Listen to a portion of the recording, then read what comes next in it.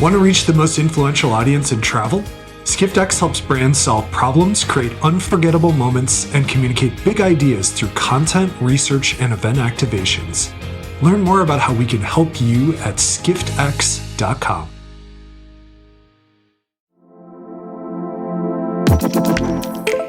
Hey everybody, delighted to be here on the Skift Meetings podcast. I'm Miguel Neves, editor-in-chief of Skift Meetings, and with me today is our executive editor, Andrea Doyle, and our editor, Barbara Scafidio. Welcome to you both. Great to join you both. Thank you. So this episode is going to be a look at 2024, a little bit of what happened in this last year. And as we were preparing for this episode, it really dawned on me at how things have changed and how kind of we're in a different world. And sometimes it's hard to kind of bring ourselves to what things were like a year ago. And so I started listening through sort of the stories that I think resonated the most on Skift Meetings. And I kind of made a list of them, and I'm going to talk through some of these. And I think it'll be fun to just kind of go through some of the places that we were at. And the first one that I really noticed was this Cvent acquisition of Jiffle Now and iCapture. So Cvent being the largest event tech company. They acquire these two companies, relatively small companies, Jiffle Now and iCapture at the beginning of the year. But then throughout the year, they made two further acquisitions. They acquired Splash quite recently, and they also had this acquisition of Reposit midway through the year. And so it's been a very busy year for acquisitions. I don't think any other event tech company comes close, Cvent being so large. So that's been an interesting development. And of course, we had Reggie Agarwal, the CEO of Cvent, at the Skift Meetings Forum talking about this. And it sounds like there might be a few more in the pipeline, or they're definitely always considering, especially with having private equity kind of behind them. So interesting place to start. I know technology is not always something we focus on a lot, but I wanted to jump maybe to you, Andrea, because you've been following this idea of private equity also making lots of investments in the trade show space, right? There's lots of trade show companies, trade shows being acquired. Talk us through a little bit of what you've seen and what you've reported on there.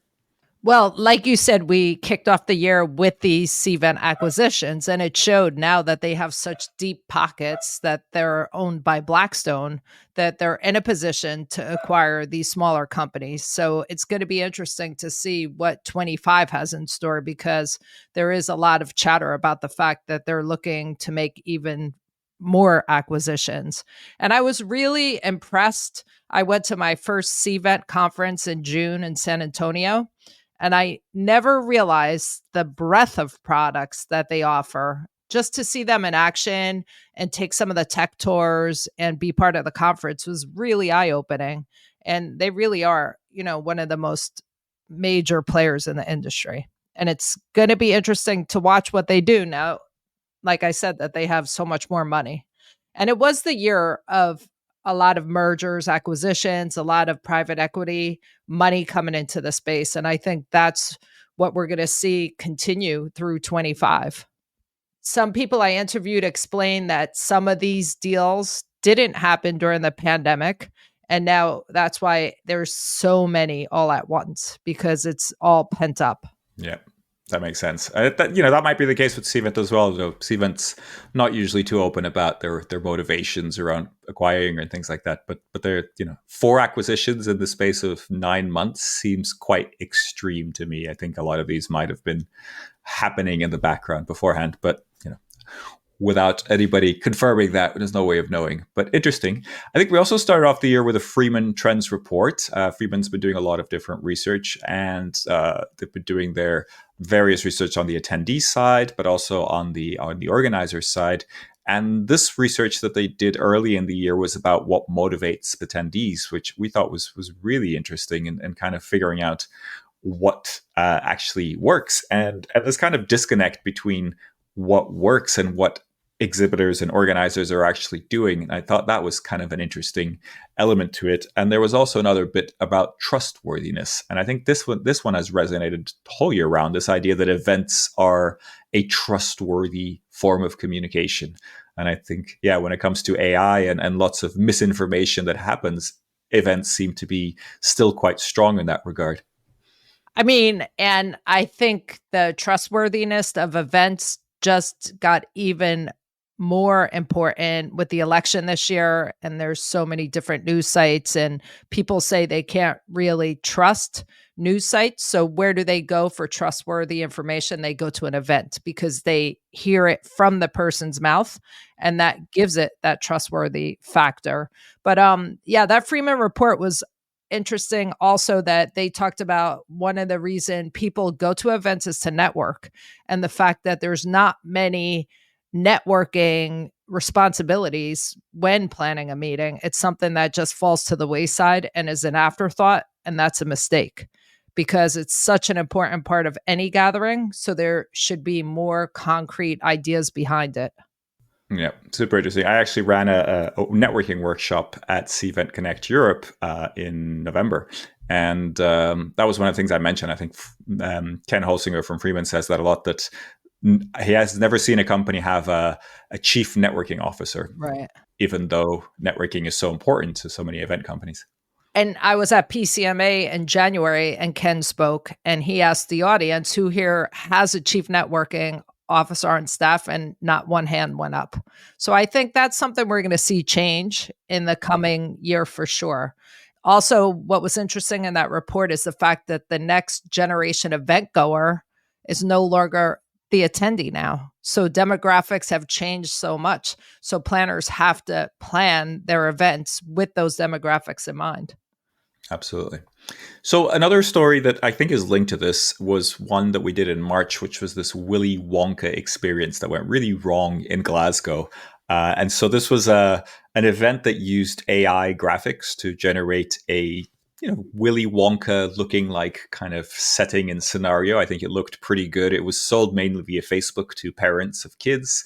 And when they showed up, it was under budget, underproduced. It was just really a really terrible experience. And I think the reason why it was interesting was because it really highlighted this ease of using AI to just make things look like we're expecting them to look, and then delivering it as a whole other coin to it, right? So we're kind of saying events are trustworthy, but you have to put on a good event for it to be trustworthy, right? The information that comes through an event has to be a good event. So I thought that was kind of an interesting twist. I remember when we first started chatting about that, a colleague who's based in Scotland was the one that told us about it. And when she was telling us about it, I couldn't wrap my arms around it. And then to see the photos of like what it looked like in reality, it was so sad. Mm-hmm. I think the funny thing was I read recently that one of the characters that was in the photos became a sort of internet meme.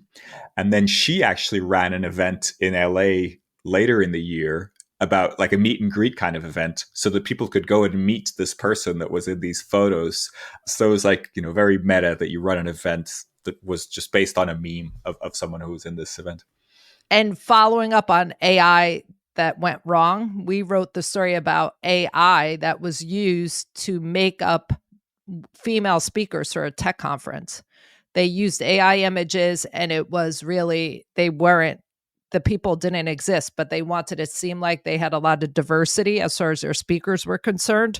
And we broke that story, and, it created quite a bit of controversy. I got a lot of emails from the founder of the conference that he wasn't so happy with me. But why would you do that? Why would you create a fake female when there's so many female speakers out there? Yeah, that was an interesting story, right? They didn't, well, they alleged they couldn't find enough female speakers. So then they created fake female speakers on the homepage. Yeah, another kind of misuse of AI, which is something always to look out for. And I remember when AI first was getting big in the industry, I spoke to David Peckinpah from Maritz, and they didn't implement it right away because he said, we really do need guardrails around it. And I think these are examples that show that is the case. Absolutely.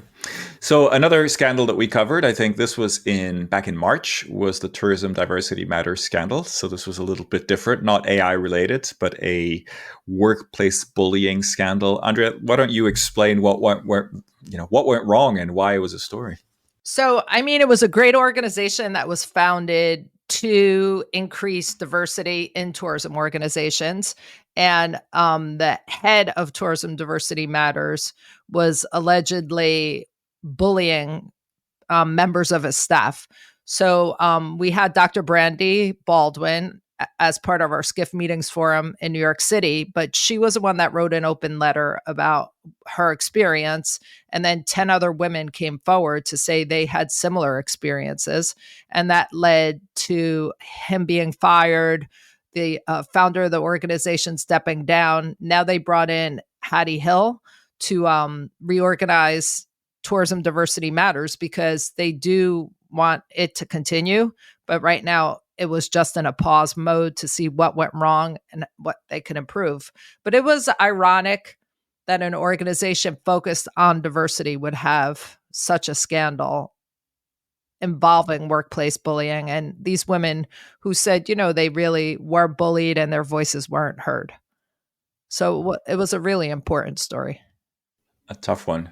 So I want to fast forward a little bit. I think there was some interesting news also about the events venture group launched, going back to that idea of investment. So this idea of a private equity group or a financial group put together to actually invest in event companies. I think that's an interesting development, and I think they've made their first investment, but we're looking forward to tracking more investments there and seeing how that develops. What I loved about that was it was like, it's like a Shark Tank for the events industry. So if you have an idea and you need funding, you go to them, you show them what your idea is, you put your business plan together, and there's a chance you'll get the investment you need, which is so exciting because what a place for an entrepreneur. Absolutely. I think the Shark Tank kind of concept is something that's quite strong. So it's good to see that as well in the industry. Then in June, we covered an AI company called Nowadays. And we did just actually we had another story about them recently, about them raising $2 million in funding. But what's really interesting about this AI company is it actually does the sourcing of an event venue for you, and not just kind of finding venues, which I think a lot of companies are now integrating AI in that kind of search functionality, but it actually emails back and forth with a venue and gets RFPs, et cetera, back and forth. And that's quite interesting, interesting to follow. I haven't seen too many other companies offer that kind of thing. So definitely something that we're following quite closely.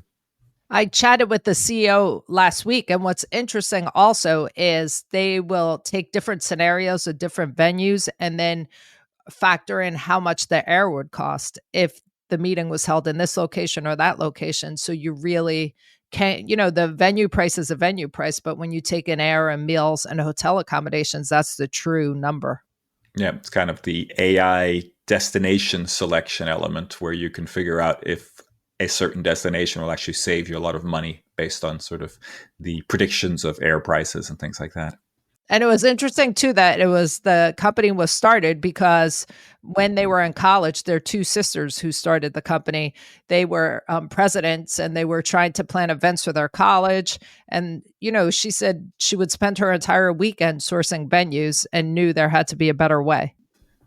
Yeah, it kind of reminds me of the Cvent origin story as well, right? When Reggie was talking about being a lawyer and organizing lawyer events and doing everything manually, and that how he started kind of creating Cvent, or that was what led to that. So we haven't heard from Barbara yet because Barbara only joined us halfway through the year, but I want to jump on a story from Barbara because I'd like to get her thoughts as well. And I think the first story that I think really resonated with our audience that you worked on, Barbara, was the ageism story. Can you talk us a little bit about kind of how that came along and what you found out? Yeah, I think that was the second story I wrote. So, and it came out of personal connections at companies across industries, but there are so many people that I've spoken to in the past 2-3 years, really post-COVID, who are highly experienced, 30 years in the industry, and they get to the top of their field and they're replaced sometimes by two people. And I decided to really probe and see if this is a real trend around women, and did find evidence of that in that couple of people I spoke with. And this resonates with meeting planners who are women. They're so busy getting the job done. They have their head down. They're not managing up, and they lose the connection with the C-level. And that is just not going to help you advance your career. So there is some evidence that this is a woman thing. And unfortunately, I've been on seeing a lot of people on LinkedIn who are senior people who are this continues to happen in Yeah. heavily in certain industries, I think. Something we're definitely going to be following. Yeah. Yeah. So I'll stick with you, Barbara, because there's another story that I think resonated, at least I thought was quite interesting, which is this idea of fam scammers. And I think first we'd probably need to explain what fam scammers are to make sure everybody's on the same page. But could you explain that and maybe talk a little bit about why this story came up now? Sure. This is it has grown out of the hosted buyer meeting world. And there are a lot of people who, I would say a lot. There is a contingent of independent meeting planners who are inflating their business when they apply to these hosted buyer events and attending way too many of them, in my opinion, to really get their jobs done. So I identified that as a thing and, started reaching out to tourist boards and CVBs, and it's very much a thing. And they have some measures in place. I really only found one, Vienna, who said that this had not been a problem. I understand that a lot of the European tourist boards speak between themselves about this to make sure that they are bringing qualified planners when they're investing a large amount of money in flying them over and showing them, 3 or 4 days worth of hotels and venues. It's a huge investment by a destination to host planners. So it's out there. We're all aware of it. There's no mechanism I could find that has all the different organizations who host these events talking to each other about it. I think that would be really a worthwhile business to start or venture to start, because communication's how we're going to identify them. And I have some great stories about, they're not great, but they're kind of horrifying. Planners asking for demanding things of their hotel hosts. Way above and beyond what they should be doing. Yeah, definitely a gray area and a tough one. I think just in terms of data privacy, it's quite tricky, I think, to share data on people that might be misbehaving in that respect. But definitely. It would be more of a WhatsApp. More of a private kind of thing. Yeah, maybe we can do it. Great. Well, all very interesting stories. That takes us sort of towards the end of the year. And I think one element that I remember kind of really becoming more apparent towards the end of the year is this idea of rising costs and a real concern for just the costs of events going up a little bit out of control. And I think that's something that's kind of continuing into the new year.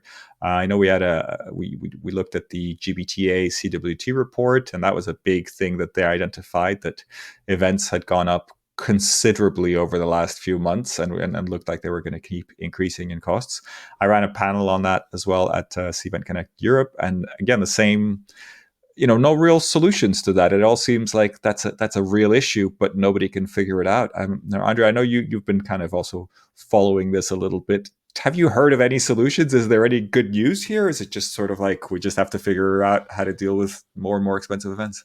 See, what makes it even more alarming is budgets aren't going up as costs go up. So planners are being forced to do so much more with so much less. So just really get creative with food and beverage and, source regionally, source locally, because that does bring costs down, but really, really have to get creative. It's going to be interesting to see what 2025 brings because, in the US, President-elect Donald Trump said he's going to implement tariffs, which may make costs go up even more. So it's kind of right now, wait and see. Interesting. Yeah, that is an element that we've tried to cover in many different ways, this idea of what's going to happen now under a Trump presidency in the US. And I don't know if anybody really nobody knows, of course, right? What's predicting the future, but there's lots of different kind of ways of looking at it and things that are likely to happen or less likely to happen, right? I mean, medical meeting planners right now are really taking note to everything that's going on because, there's a lot of talk. It's going to just be interesting to see what the actual action is. But Mhm. if the National Institute of Health is eliminated, that's going to be huge for medical meeting planners because that's all research and, so many meetings as part of just that institute. So it's going to be interesting. I think planners can easily lose sight that their suppliers are businesses that need to make a profit. They don't only need to cover their costs. And a huge I was speaking with a DMC last week, and he was saying, we our margins are so tight, and then planners will ask for, let's say, like a 3% reduction in the markup. He's like, we can't do that. We're here. We can't operate on those profit margins. They actually have to have profit to pay the owner. And I think there's a lack of understanding of how much labor costs have gone up.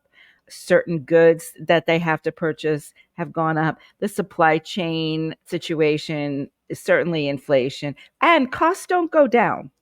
If you read any economist, and I think our public is really just does not understand that you don't lower costs, you cap the ability of them to go up so they don't go up as high or as quickly. But we're not going to bring costs back down. So, and many planners I've spoke to have said that they now look at the catering department and the chef as part of their team because we have to work together to have an event, that's impressive, but also doesn't break the bank.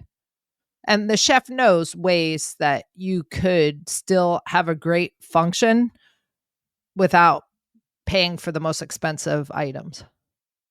Right. The best place to start is with your budget, which is often not where planners start. Right. Here's what I have. And they are the experts. They can say, well, we could substitute this with this. And that goes across decor, F&B, really every aspect of your event. Yeah. So one last thing I want to talk before we move on to megatrends, which I think is sort of our prediction of 2025, which I think is a whole different aspect, is this idea of ghosting. Ghosting has become something that I think a lot of suppliers are complaining about. And we did some research on it, this idea that people won't respond to phone calls, emails, etc., kind of go silent on each other. Barbara, I think you wrote the story on this. What did you find? Is it just a supplier issue? Not at all. It is everyone, the way everyone is treating everyone. I had planners who were complaining that they can't get their hotel salespeople to call them back either. It's, if you don't have something that I can use, I don't have time to speak with you. And it has become, unfortunately, a norm as far as how we treat each other. And the whole idea of our industry being a relationship industry does seem to be eroding, in that people are moving around a lot, and then people have so much pressure in their daily jobs that they're not taking the time to pick up the phone, and when they need something, that's when they're going to reach out. So I think it's a phenomenon that's only going to continue because we're all just bombarded. Staffs are smaller. They're going to stay that size. There's a lot of revenue management pressure on the hotel salespeople. The meeting planners have had their teams shrunk, and they're not growing them back. So everybody's feeling pressure, and the way that they deal with it is to let some of these courtesies slip. Yeah. I think this is kind of an interesting story because it leads into some of the stuff we're going to be talking about megatrends. Do you think it's just a generation thing? Do you think it's an AI thing kind of coming in and technology being the norm? I mean, I was at also, we keep referring to Cvent. This is not sponsored by Cvent, by the way, but there's sort of a lot of mentions of Cvent. But I remember Cvent coming up with a statistic when we were in Frankfurt, and then they confirmed that at Cvent Europe, which was that 2/3 of Cvent venue selection, Cvent supplier network users are new. And if you think of Cvent being such a big name in terms of the sourcing side, if 2/3 of all planners doing sourcing, not just planners, but people actually doing sourcing, are new, there's going to be a lot of people that aren't used to industry norms, right? There's just going to be a lot of blank slates of just, the relationships aren't built yet in many ways. So you could argue that it's just everybody's new and nobody knows each other that well.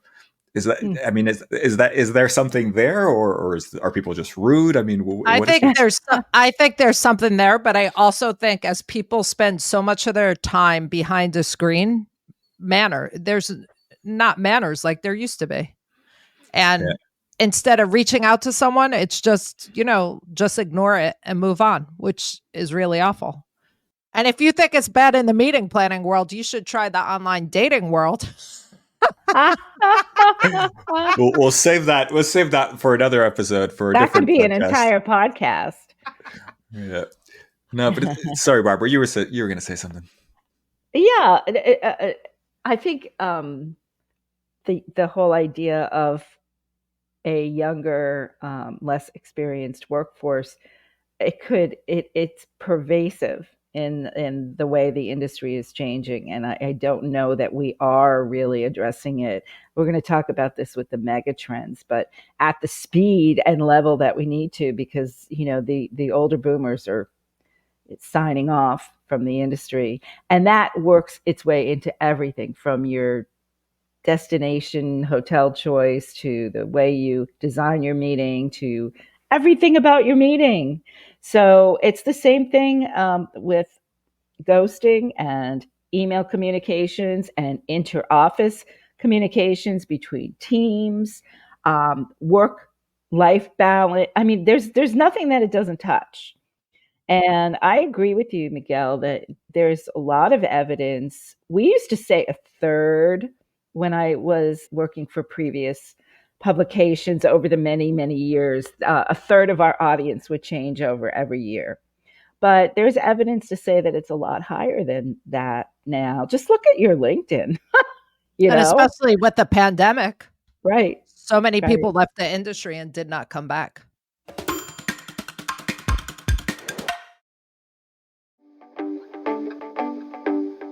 With more than 50 articles per week, exclusive feature stories twice a month, live events, podcasts, reports, and more, Skift is the source for global travel industry news. See what we've been up to at skift.com and stay ahead with the latest insights and trends shaping the future of travel.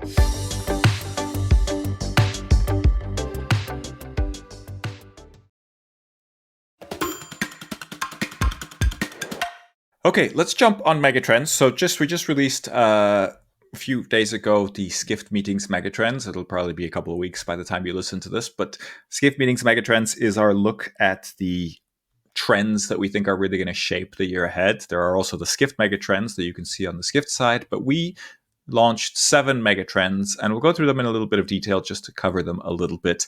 I'll start with the one that I did, or one of the ones I did, which is AI-powered event tech finally delivers on the promise of event personalization. And the idea here is that with the advances in AI, event personalization really has a new opportunity. And event personalization is when, the way I see it, when you go to an event and you have an app that can really help you make the most of the event. And that can be through lots of different ways to personalize, but normally the ways are kind of suggestions of people to meet and suggestions of content to see, sessions to see. And I think for a long time, event technology companies have sort of promised that they could do this, but I've never witnessed an event where this actually worked really well, that you could walk in and suddenly kind of the events be in a way personalized for you, or at least the communication to you be personalized. And the premise when I wrote this megatrend was that we can actually now do this with AI. The thing was, I spoke to a lot of experts on this, and they said, well, actually, a lot of that personalization, a lot of that customization part of it is actually not using generative AI, which is what we normally use with ChatGPT, et cetera, using another type of AI, which is the predictive AI, right? And that's a whole other element of AI. AI has many different fields. So it's not as obvious as sort of ChatGPT is going to help you make the most of this event. But there is a lot of ChatGPT-like functionality in terms of, for example, analyzing surveys and kind of making events better. But I think the one big learning for me was that AI will actually change things quite a bit, but it needs to be balanced with really good event design that enables this.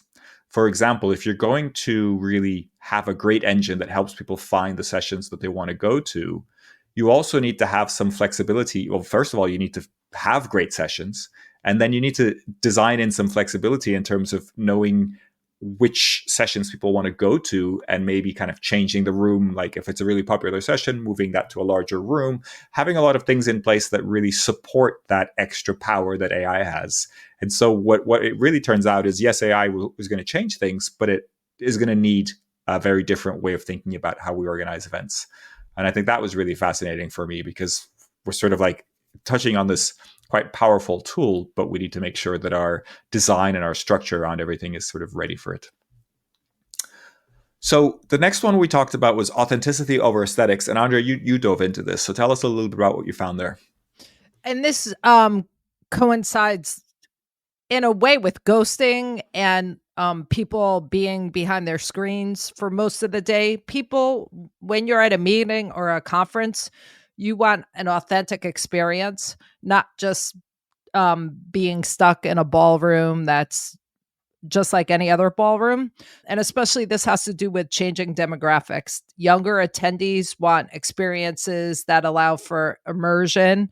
And that could be like cooking with locals, or going to a cultural festival, or going into a neighborhood and doing some sort of corporate social responsibility activity. So companies are finding that immersive, authentic experiences are leaving lasting impressions.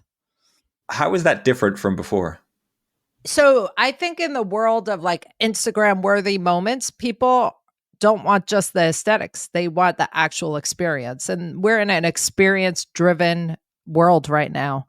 So if people are going to a meeting, if you can include an afternoon that brings people into the culture, that's what they're looking for. I mean, an example that comes to mind is I was at a conference in Puta Mita, and they brought in all local artisans to show what they do. And so it brought in the locals. And that's something that really stuck with me. Like, what a great way to support the local community and bring it into a meeting. There wasn't time to go into the community, so they brought the community into the meeting. You know, there's so many other examples, like even Dreamforce, such a huge conference in San Francisco. They took people into the city and they visited companies that focus on the environment to talk about what they're doing. And that was a great way to blend business with an authentic cause.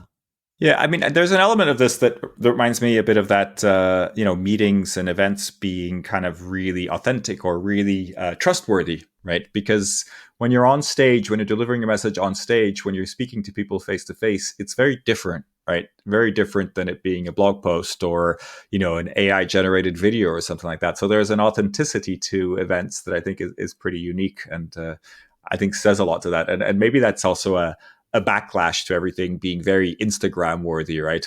Being kind of more authentic. And when people experience something authentic together, it also creates such camaraderie amongst the team. Yeah.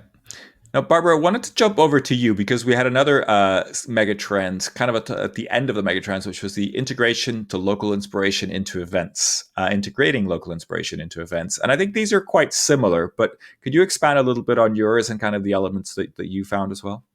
Sure. Two of them are my favorites. One is art and culture, but specifically art. There's a lot of interest on the hotel side, and it's been growing over years to have local art collections hanging, and they work with local organizations, art collectives, to bring rotating art into their properties.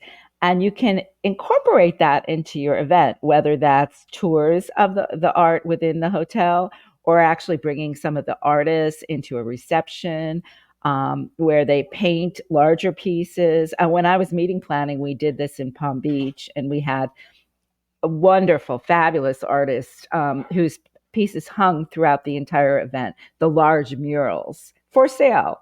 And then we had an event with local artists, and she was there painting smaller pieces that you could actually carry home. They were pretty, maybe like 12 by 12, something like that. So local art, when people travel places, they love to bring home a piece, whether it's a piece of pottery or glass or art. So that's one way to touch people. Another is gifting. So it's kind of an offshoot of that, is that I'm hearing this a lot from planners, that they want to find something. They are tired of this standard gifting practices in our industry, and want to find creative, artisan made pieces. And when you do that, when you do either bring in the artist or source these for your gifts, whether it's a pillow gift or maybe an amenity experience, people, number one, it resonates. They never forget it. It's different. It's so new to the industry that it's going to make an impact on the attendees. But you're also contributing to the local economy, because there's something called a ripple effect. And when you purchase something that's made locally from a local person, they usually go and spend it locally. So you're helping the local economy. So there's the two things I really believe in. Yeah. And that coincides with the last trend of authenticity. Right. Yeah, absolutely. And also sustainability, right? Because if the funds are staying within the community, then you're doing more socially to help the local destination, which I think is always good. Wanted to jump into another trend, planning for 5 different generations. This was also you, Barbara. We talked about this a little bit already with the Freeman reports, etc. But why did you think this is a big trend for 2025? Well, we're trying to figure out how, for example, again, it touches every aspect of events, starting with site selection in the hotel. I mean, there are hotels that have specific chains like AC, for example, been crafted, been designed specifically for the younger, to appeal to the younger generation. They have gathering spaces in the lobbies, and they have kind of cool to go concepts for for food in offshoot of the lobby. And in fact, major chains are remaking their lobbies to follow these concepts. So you've got the younger people who have their brands that they love, and then you've got the older generation, let's say on an incentive trip, that are expecting the kind of 5-star standard, fabulous hotels that they've been used to because they've won this incentive opportunity for 20 years. And you've got to find a property that's going to get them all excited at the same time. So that's just one example. Destinations are the same. There are some destinations that, let's say, if you can't, you have to give the younger attendee or the people who are interested an opportunity to go off the beaten track a little more, maybe with a post trip, so that they're not just seeing this one city. They're getting a chance to see something a little more, unusual and to their liking, So that's just one example. It filters into programming. One example I like to, I just attended FICP, and I've been using it since, is there's a concept called brain dates. And they allow you, it's not a new concept. It started actually with TED, the big conference they do in Vancouver. And I know they use these at Sea too. And FICP was smart and brought these into its conference in November in Denver. And it allows attendees to craft their own session. And again, maybe the younger generation wants to, everyone wants what they want, but it seems to be geared more to people who want to create their own event experience. And people who've been doing meetings for 30 years are used to moving from session to session and just taking what the organization offers. So it's a different way of looking at education. I think it's going to be quite widespread and perhaps replace a lot of the traditional programming. Some of these more innovative ways of allowing people to get the most out of the education as they can. Yeah, I'm glad you brought up the sort of design of the sessions, because I think that's fascinating when you have, you might have somebody in their 70s and somebody in their early 20s in the same session, and their expectations might be very different. Their abilities might be very different, and trying to kind of allow for all that and make everybody feel welcome is is challenging, right? I think that's tough. So really interesting. Miguel, you did a great job designing an event just like that at Smart Monday during IMEX. And we had the people in the audience who the spotlight was on them so they could learn from each other. I thought it was a great way for people who were first-time attendees also to meet their tribe who they stuck with during the next few days.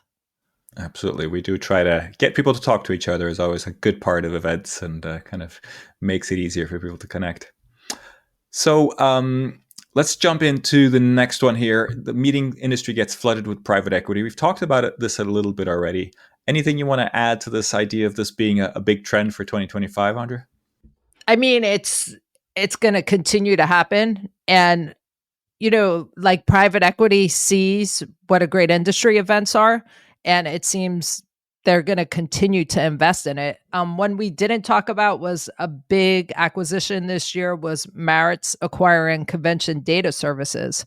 A lot of these companies want to have all aspects that go into an event. So now Marriott's has this company that is an on-site and lead management company. So this is another aspect they are adding to what they offer. And we're going to see this more and more. And also as companies want to go international, in some cases, it's easier to acquire companies that have international reach.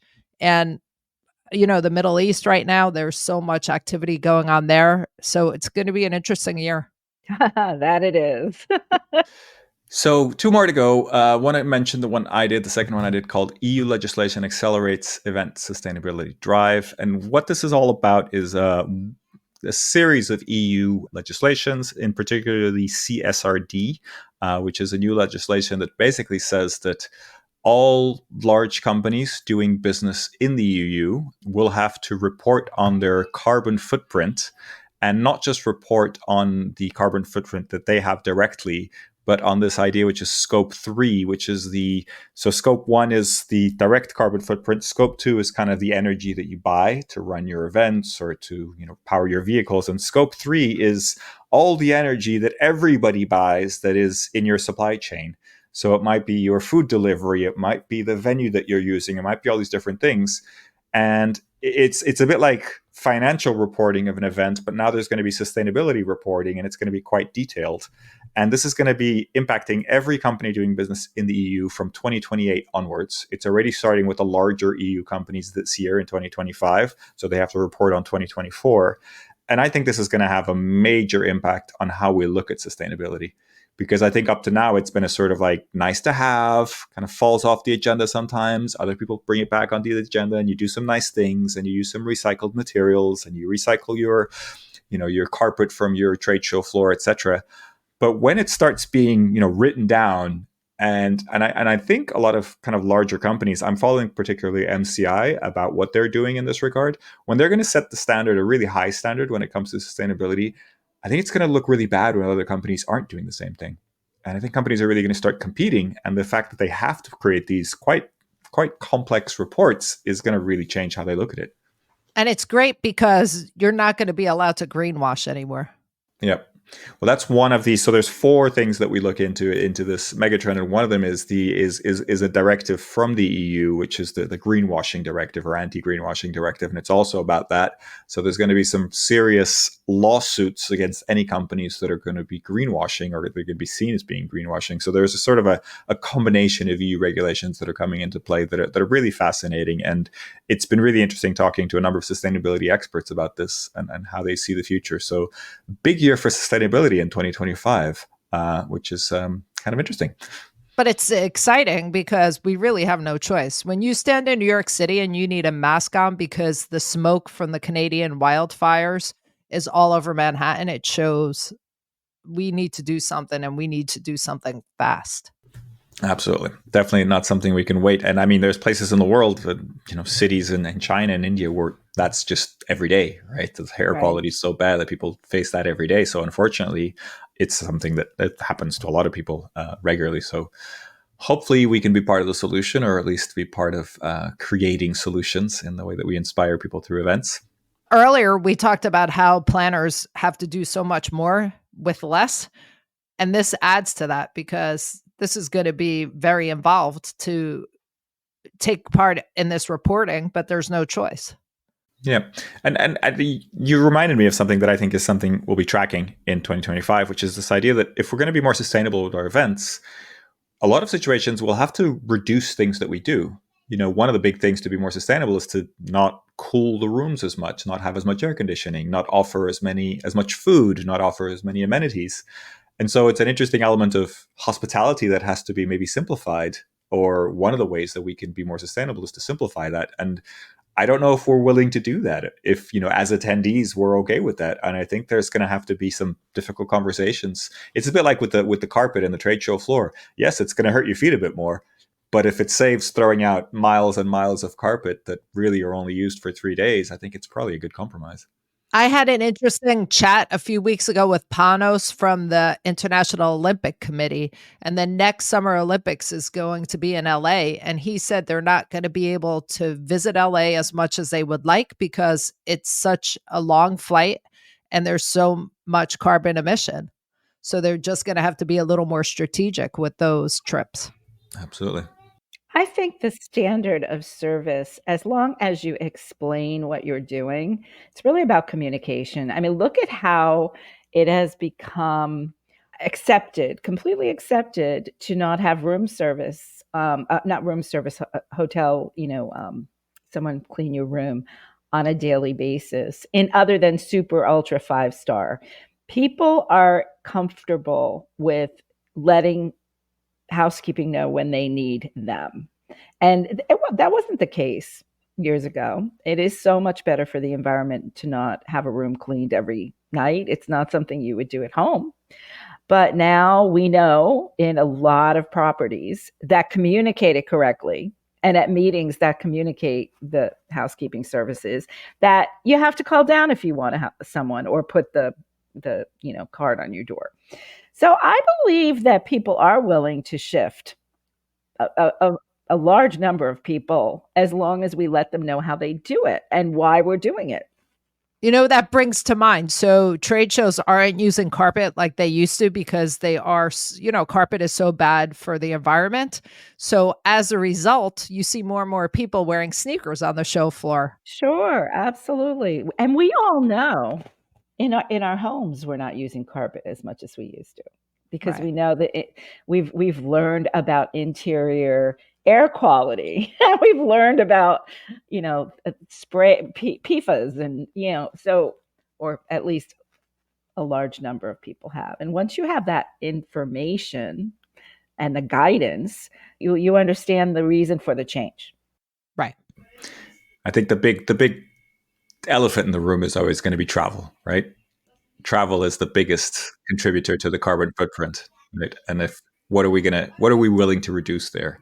That's a big question that I think we're going to be talking about in 2025. Mm-hmm. But let's wrap up with the final megatrend that we want to talk about. Mental health becomes a standard in event planning. And we've kind of talked about this a little bit already with the things that are stressing event planners, with the lack of staffing, all the stuff that we have to deal with. But Barbara, you did some research into mental health and now how that's impacting events. Tell us a little bit about why you think this is a megatrend for 2025. It is everywhere. Every industry event that I've attended this year has made changes with attendee mental health in mind. And, you can go to IMAX and quiet rooms, for example. That wasn't a thing. And it's now a standard to have a room for people who need to take a break from, for whatever reason, anxiety, neurodiversity. They need a space to decompress during a meeting. And now meetings are just including it. One interesting story I just did, and I believe this is going to be more common, is that I questioned whether we should include mental health crises in our risk management planning, because, and I can speak from experience, as a former planner, there are situations that come up at a meeting. I had a person lose her husband while she was at my meeting, and I had no guidance, no help. There was no ever discussed what I would do in a situation where someone had a total freak out and I was all by myself. Who do you call? So this is integral to our attendee health, both physical and mental, is integral to our jobs and ensuring their safety. Maybe we need to kind of formalize what we do in these cases. The other thing I can't say enough about is just the work Megan Henshaw has been doing around neurodiversity. We named her, she was our first innovator, Skift Meetings, and Miguel profiled her a couple months ago. But she is really making it a common word, a common theme across all meetings. And FICP did a great job of working with her. She not only spoke about her personal experience because she is neurodivergent, but also they had features like wording on the program that would say, this session will have loud noise and bright flashing lights, so that people who would be upended by that were aware.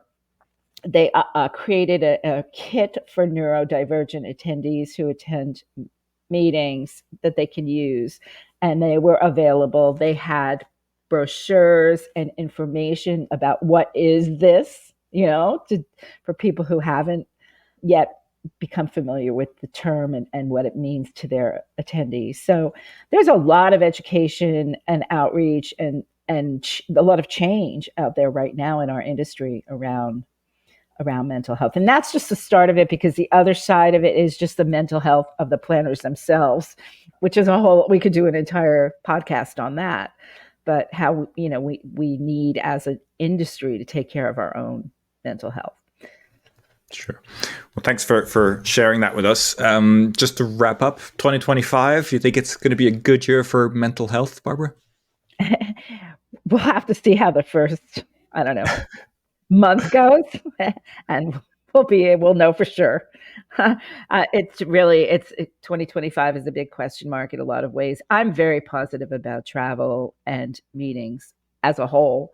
I see a lot of trends in the greater travel industry that are working their way into the meeting industry as well, and especially incentive travel around the possibilities really to shift the way incentive travel gets far more immersed in the experience and in the local cultures, because that's the form of travel or of gathering that we write about that does the most in terms of just real global immersion. It's really the most sophisticated. It's the segment that has the largest budget so they can do these things. So I'll be excited to follow the incentive travel industry. But I think a lot of the trends we're talking about here can apply to any large convention or budget. It just takes creativity, a great on-the-ground partner, and we will be here to give you all kinds of options to include, to make meetings and events more creative, more sustainable, more accessible, more diverse. That's what we're here to do. Very positive. I like it. Andrea, I know you're very positive as well. Any thoughts on mental health or any other wrap-up thoughts about 2025? 2 words, buckle up. It's going to be a ride. Well, to everybody listening, thank you so much for joining us. I hope you enjoyed this kind of review of the year and a look at what we think are the mega trends for 2025. As always, don't forget to subscribe to the podcast, check out the free reports and free events that we do at Skift Meetings, and our daily or twice weekly newsletter that we do. So daily news, twice weekly newsletter on Skift Meetings. Make sure you subscribe. We hope that we connect with you if you're celebrating this winter holiday period. Happy holidays, and hope to see you or hear from us again soon here on the Skift Meetings podcast. Take care. Happy holidays. Happy holidays. Hey there, if you're listening to us on Spotify, Apple Podcasts, or wherever you listen to your podcasts, please make sure to subscribe, rate us 5 stars, or leave us a positive review. That really helps us get out the word about the Skift Meetings podcast and make sure that we can continue to bring you this podcast every week absolutely free of charge. If you're watching on YouTube, make sure to subscribe to the Skift channel and hit the notification bell to find out whenever a new video drops.